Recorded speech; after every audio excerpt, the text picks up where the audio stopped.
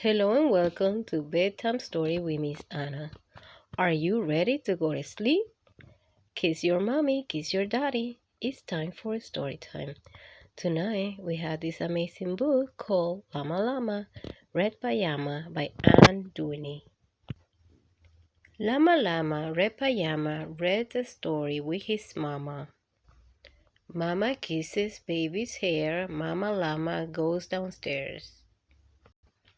Lama Lama Repayama feels alone without his mama. Baby Llama wants a drink. Mama's at the kitchen sink. Lama Lama Repayama calls down to his llama mama. Mama says she'll be up soon. Baby Llama hums a tune. Lama Lama Repayama waiting for his mama. Mama isn't coming yet. Baby Llama starts to fret. Lama Lama Repayama whimpers softly for his mama. Mama Llama hears the phone. Baby Llama starts to moan. Lama Lama Repayama listens quiet for his mama. What is Mama Llama doing? Baby Llama starts booing. Lama Lama Repayama hollers loudly for his mama. Baby Llama stomp and pout. Baby Llama jumps and shouts. Lama Lama Repayama in the dark without his mama. Eyes wide open, covers drawn. What if Mama Llama is gone? Lama Lama Repayama weeping wailing for his mama. Will his mama ever come? Mama Llama, run! And here comes Mama Llama, very scared. She thought something happened to Lama Lama. Baby Llama, what a teasy. Sometimes Mama's very busy. Please stop all this llama drama and be patient for your mama. Little llama, don't you know Mama Llama loves you so? Mama Llama's always near, even if she's not right here.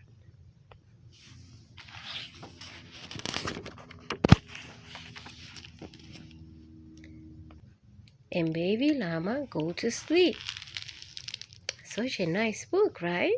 Lama Lama Repayama by Anne Dewey. I have another story for you tonight. Our next story is called Taki the Penguin by Helen Lester.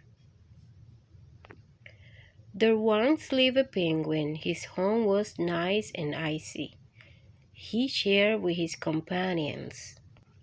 Every day, Goodly, Lovely, Angel, Neatly, and Perfect greeted each other quietly and politely. Taki greeted them with a hearty slap on the back and loud, "What's happening?" Goodly, Lovely, Angel, Neatly, and Perfect always march 1, 2, 3, 4, 1, 2, 3, 4. Taki always march 1, 2, 3, 4, 2, 3, 6, 0, 2.5, and 0. His companions were graceful divers. Taki liked to do splashy cannonballs. One day the penguins heard the thump of feet in the distance. This could mean only one thing: hunters had come. They came with maps and traps and rocks and logs, and they were rough and tough. As the thump drew closer, the penguins could hear the growly voices chanting, "We are gonna catch some pretty penguins, and we'll march and we switch, and we'll sell them for $1 and get rich. Goodly, Lovely, Angel, Neatly, and Perfect ran away in fright. They hid behind a black of ice. Taki stood alone. The hunters marched right up to him, chanting, "We are gonna catch some pretty penguins, and we'll march them with a switch, and we'll sell them off for $1 and get rich. "What's happening?" blared Taki, giving one hunter a especially hearty slap on the back.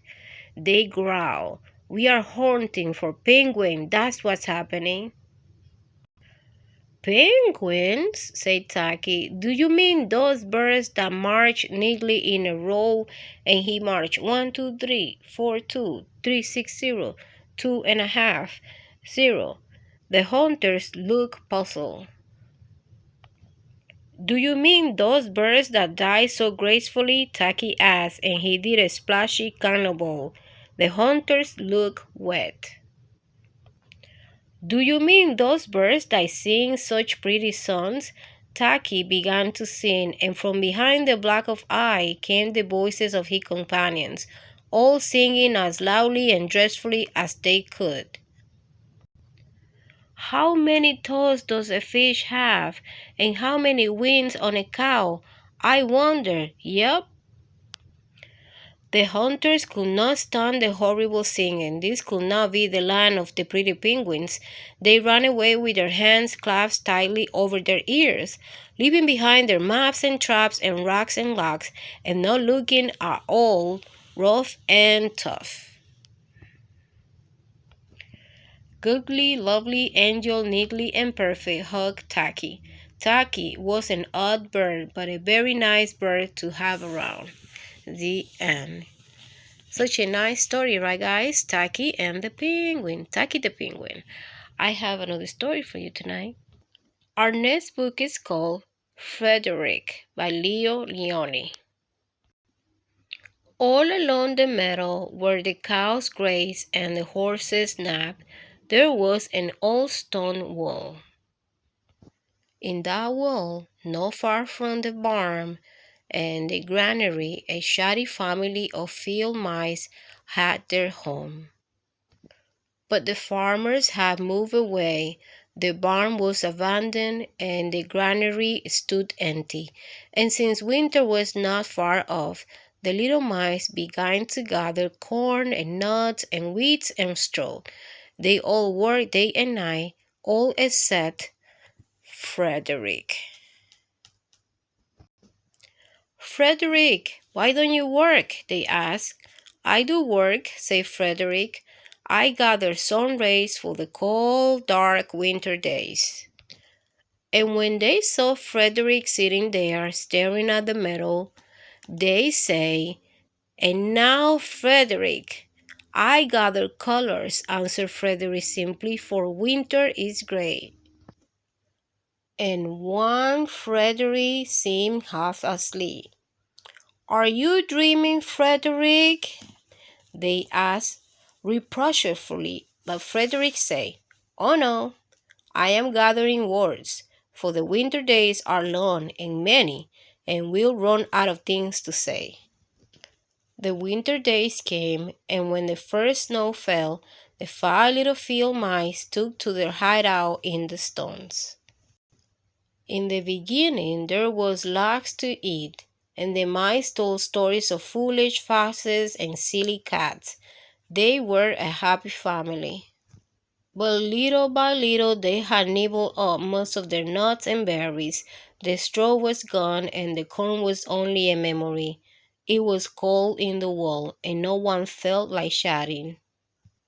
Then they remembered what Frederick had said about sun rays and colors and words. What about your supplies, Frederick? They asked. And how about the colors, Frederick? They asked anxiously. Close your eyes again, Frederick said.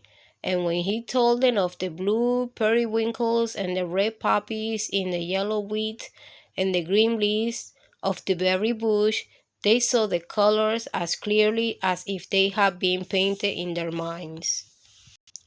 And the words Frederick cleared his throat, waited a moment, and then, as if from a stage, he said, Who scatters snowflakes, who melts the ice, who spoils the weather, who makes it nice, who grows the fir-leaf clover in June, who dims the daylight, who lights the moon? 4 little field mice who live in the sky, 4 little field mice like you and I. One in the spring mouse who turns on the showers, then comes the summer who paints in the flowers. The fall mouse is nest with walnuts and wheat, and winter is last with these little cold feet. Aren't we lucky the seasons are four? Think of a year with one less or one more. When Frederick had finished, they all applauded. But Frederick, they say, you are a poet. Frederick blushed, took a bow, and said shyly, I know it. The end. If you enjoyed the bedtime story for today, please don't forget to subscribe, share, and like, and hit the little bell. Good night, good night, good night.